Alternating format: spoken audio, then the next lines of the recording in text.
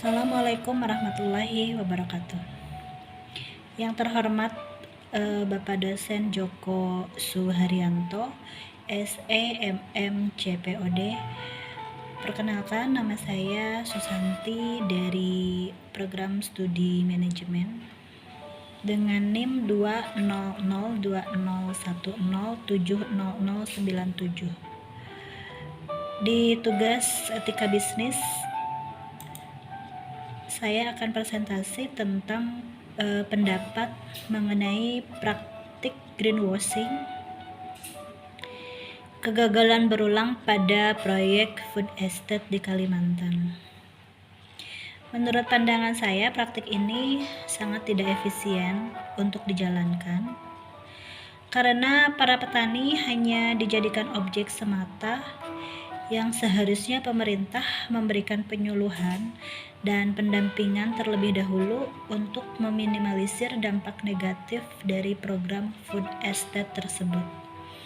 Dan pemerintah semestinya mengevaluasi kejadian pada masa Orde Baru sebelum diadakannya lagi peluasan lahan di masa pemerintahan Presiden Jokowi. Jadi, belajar dari pengalaman lalu, pada masa Orde Baru, dampak negatif dari proyek ini diantaranya 1. Hilangnya lahan pertanian produktif. 2.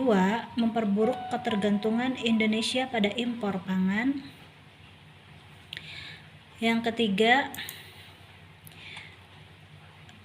tidak menjamin pangan sehat. Dan juga yang keempat, merusak lingkungan dan lahan. Selanjutnya, analisis etika bisnis terkait greenwashing dalam proyek food estate ini, yaitu 1. Pemerintah seolah-olah hanya sekedar menghabiskan sekian anggaran dalam proyek food estate sehingga pembukaan lahan pun dilakukan oleh kontraktor. Kedua, di sini para petani hanya dijadikan objek semata, tanpa diberikan sosialisasi yang berkelanjutan. Yang ketiga, proyek ini tidak fokus pada hasil dan tujuan awal tentang ketahanan pangan dan swasembada pangan. Yang keempat, proyek ini tidak sesuai dengan perencanaan awal, yaitu penanaman padi hingga berhasil dipanen. Dan yang kelima, ada beberapa penduduk yang merasa dirugikan bahwa lahan mereka telah masuk dalam klaim HGU atau hak guna usaha perusahaan. Jadi, menurut analisa saya, kasus di atas tersebut tidak sesuai dengan prinsip dan nilai dalam etika bisnis. Selanjutnya, rekomendasi penyesuaiannya yaitu pemerintah harus menjadikan petani sebagai subjek. Pemerintah juga harus mempertimbangkan kondisi lahan, meneliti terlebih dahulu jenis tanah dan lahan yang cocok untuk meminimalisir kegagalan.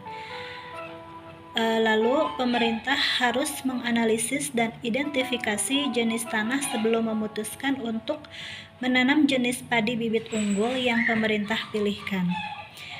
Yang terakhir, pemerintah harus mengevaluasi ulang sebelum mengadakan perluasan dan pembukaan lahan pada masa pemerintahan Jokowi agar tidak melakukan kesalahan-kesalahan yang sama pada masa Orde Baru sehingga kegagalan ini tidak akan terjadi berulang. Langkah-langkah yang harus dilakukan pihak terkait untuk memastikan program food estate sesuai dengan peraturan hukum di Kalimantan yaitu diantaranya 1. Melibatkan petani lokal dalam pengembangan food estate. 2. Memastikan perencanaan pendatangan transmigran matang. Yang ketiga, mempertimbangkan potensi pangan lokal. Yang keempat, melakukan penelitian akademis yang mendalam. Dan yang kelima, memastikan pengelolaan food estate didasarkan pada pendekatan agribisnis.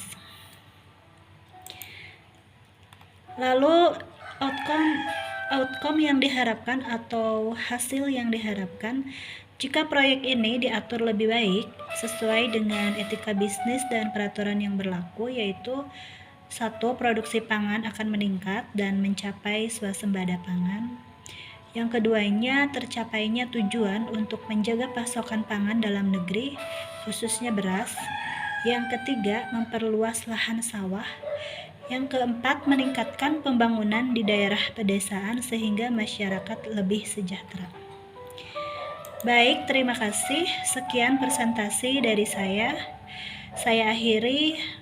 Assalamualaikum warahmatullahi wabarakatuh.